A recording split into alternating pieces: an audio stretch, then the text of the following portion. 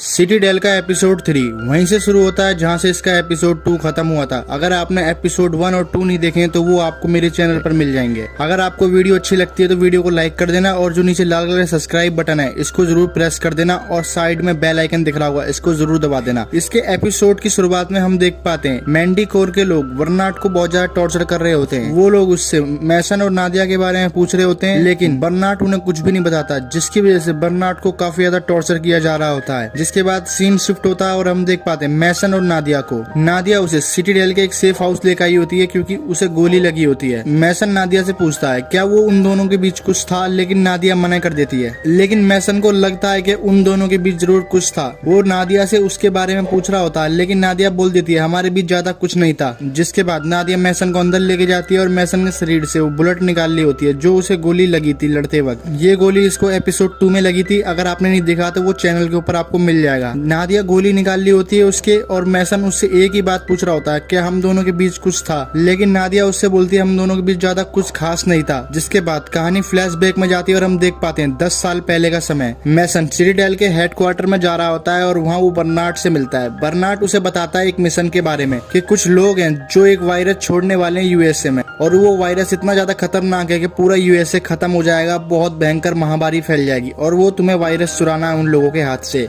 तभी उस जगह पर कुछ लोग और आ जाते हैं और वो बताते हैं मैसन को जिस जगह से वो वायरस चुराना है वहाँ घुसना तो आसान है लेकिन निकलना बहुत मुश्किल है क्योंकि वहाँ पर बहुत ज्यादा टाइट सिक्योरिटी है। लेकिन बर्नार्ड उससे बोलता है वहाँ पर उसकी मदद करने के लिए हमारा एक और सिटी डेल का एजेंट वहाँ पर मौजूद होगा। मैसन उसके बारे में पूछता है क्योंकि मैसन को उसके बारे में कुछ भी नहीं पता होता, लेकिन बर्नार्ड उससे बोलता है तुम वहाँ पहुँच के तुम उसे अच्छे से पहचान जाओगे। जिसके बाद हम देख पाते हैं 24 घंटे बाद का समय। मैसन उसी जगह पर पहुंच जाता है जिस जगह से उसे वायरस चुराना था और वहां पर वो वायरस चुरा के वहां पर एक बहुत बड़ा धमाका करके बाहर निकल आता है और वहां पर बहुत लोग उसे मारने के लिए आते हैं। पैरासूट से नीचे उतरते हैं, गोली चलाते हैं वो लोग और मैसन पे वो अंधाधुंध फायरिंग करने लग जाते हैं, लेकिन मैसन उन लोगों को मार देता है। जिसके बाद वहां पर और भी लोग आ जाते हैं। मैसन उनका बहुत ज्यादा बहादुरी से सामना कर रहा होता है, लेकिन वो लोग मैसन को घेर लेते हैं। मैसन के पास कोई चारा नहीं था, इसलिए मैसन वहीं से कूद जाता है। मैसन कूद के उसी आदमी पे लटक जाता है जिस आदमी में मैसन ने गोली मारी थी। उसके फटे हुए पैरासूट को वो नीचे लेके गिरने लगता है, लेकिन उसके फटे हुए पैरासूट को वो किसी तरह कंट्रोल कर लेता है और दूर जाकर गिरता है। वहाँ पर और भी लोग आ जाते हैं वहाँ पर मैसन को मारने के लिए, लेकिन मैसन अपनी जान बचाने के लिए वहाँ से भागने लगता है। वो लोग मैसन पे अंधाधुंध फायरिंग कर रहे होते हैं, लेकिन मैसन भी उन्हें मार रहा होता है। मैसन अपनी जान बचाने के लिए बर्फ में फिसल के जा रहा होता है, लेकिन आगे जाके बर्फ खत्म हो जाती है और मैसन गिर जाता है। वो लोग मैसन को घेर लेते हैं, लेकिन तभी उनमें से एक लड़की बोलती है रुक जाओ। वो लड़की ऐसी रोकती है, हम उसका चेहरा देखते हैं तो वो नादिया होती है। सिटी डेल के लोग मैसन को गाइड कर रहे होते हैं और वो बताते हैं मैसन को कि जो उसके सामने खड़ी है वही सिटी डेल की नई एजेंट है। वो उनके साथ मिलकर इस मिशन को अंजाम दे रही थी। जैसे ही उसे पता चलता है मैसन ने वो वायरस चुरा लिया है, वो उन लोगों पर हमला कर देती है और मैसन भी उन लोगों पर हमला कर देता है। मैसन काफी ज्यादा जख्मी हो चुका था, काफी ज्यादा घायल हो चुका था।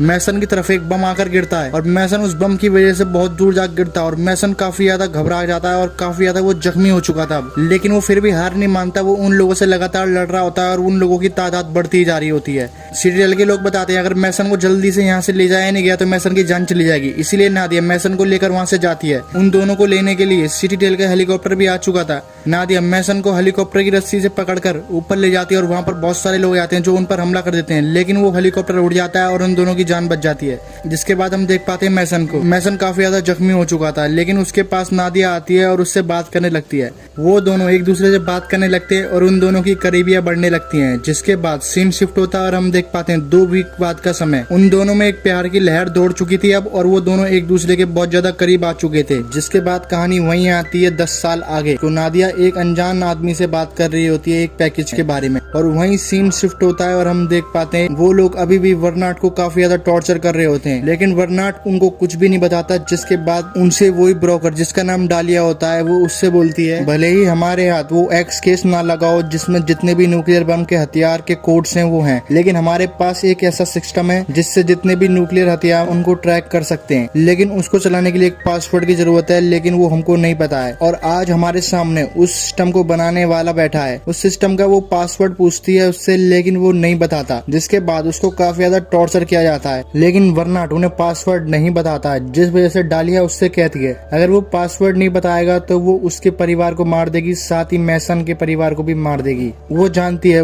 मैसन का परिवार तुम्हारे परिवार परिवार के साथ ही है। वो ये भी बताती है कि उसके पास जितनी भी दुनिया भर की सैटेलाइट है सबका एक्सेस है और सारे सीसीटीवी कैमरे उसके कंट्रोल में है। वो पता लगा ही लेगी कि उसका परिवार किधर है और साथ ही मैसन का परिवार भी। तभी सीन शिफ्ट होता है और हम देख पाते हैं बर्नार्ड की फैमिली को और मैसन की बीबी और बेटी को पूछती है कि आखिर वो मैसन से कैसे मिली। 8 सालों पहले उसका एक्सीडेंट हुआ था जिसकी वजह से उसकी याददाश्त चली गई थी और मैसन की भी याददाश्त चली गई थी और मैसन को मैं हॉस्पिटल में वहीं मिली थी। मुझे अपना पिछला कुछ भी याद नहीं है, ना ही मैसन को कुछ भी याद है। और वहीं हम दोनों की मुलाकात हुई और हम दोनों ने शादी कर ली, जिससे हमें पता चलता है 8 साल पहले मैसन की वाइफ का भी एक्सीडेंट हुआ था और उसकी याददाश्त चली गई थी। जैसे मैसन को कुछ भी याद नहीं है अपने पीछे का, वैसे ही उसकी वाइफ को भी कुछ भी याद नहीं है अपने पीछे का। उसकी वाइफ को कुछ भी नहीं पता है उसका परिवार कौन है, उसका घर कहाँ पर है, और ना ही मैसन को कुछ भी पता है।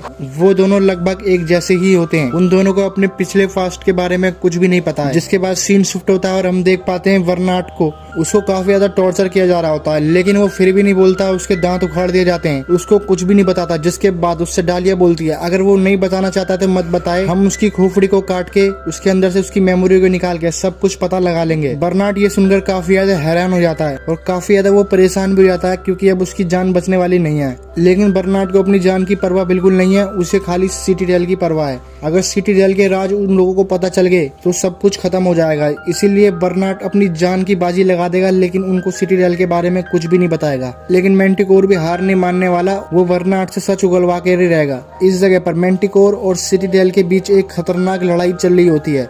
एक तरफ तो सिटीडेल दुनिया के लिए अच्छा काम करना चाहता है और वहीं मैंटिकोर दुनिया को खत्म करना चाहता है। उन दोनों के बीच ही बहुत खतरनाक लड़ाई चल रही होती है। जिसके बाद उस जगह पर आंद्रिस की एंट्री होती है और डालिया बाहर चली जाती है। आंद्रिस मैसन के बारे में बात करता है, बोलता है उन दोनों के बारे में पता लगा कर ही रहूंगा मैं।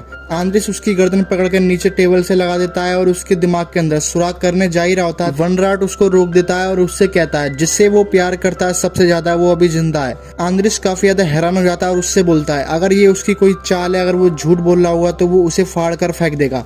आंद्रिस उससे सबूत मांगता है और बर्नार्ड उससे बोलता है अगर तुम्हें सबूत चाहिए तो मेरा फोन ला कर दो। जिसके बाद सीन शिफ्ट होता है और हम देख पाते हैं मैसन को, वो अपनी वाइफ से बात कर रहा होता है और अपनी वाइफ को बताता है वो जिसको ढूंढने निकला था वो उसे मिल चुकी है। वो नादिया के बारे में बात कर रहा होता है। वो बताता है कि नादिया को सब कुछ पता है, वो जल्दी ही अपना काम खत्म कर अपने परिवार के पास आ जाएगा। उसकी पत्नी उसके लिए काफी ज्यादा परेशान होती है। उसकी पत्नी उससे पूछती है क्या तुम नादिया को पहले से ही जानते थे? मैसन बोलता है लगता तो नहीं है। उसकी पत्नी को शक हो चुका था, जरूर मैसन और नादिया के बीच कुछ था। मैसन कॉल काट देता है और उसकी पत्नी रोने लगती है। उसकी पत्नी को लगता है कि मैसन और नादिया के बीच कुछ था और मैसन अब उसे छोड़कर चले जाएगा। जिसके बाद वहाँ पर नादिया आती है और नादिया उसे पैसे देती है और कहती है वो अपने घर लौट जाए अपने परिवार के पास। वो बोलती है बर्नार्ड को अब उन लोगों ने मार दिया होगा, अब हम दोनों सेफ नहीं है और तुम किसी काम के नहीं हो मेरे अब, इसलिए तुम यहाँ से लौट जाओ। मैसन उससे बोलता है कि तुम मुझे सिखाओ कि मैसन केन कौन था। वो बोलती है अब तुम मेरे किसी काम के नहीं हो। जिसके बाद मैसन उससे बोलता है कि हम दोनों के अलावा कोई नहीं बचा, खाली उस एक्स केस की स्क्रीन पर 2 ही व्हाइट लाइन दिख रही थी, बाकी सब रेड लाइन थी। नादिया वहाँ से चली जाती है और जब नादिया रेड लाइन के बारे में सुनती है तो नादिया फौरन नीचे उतर के आती है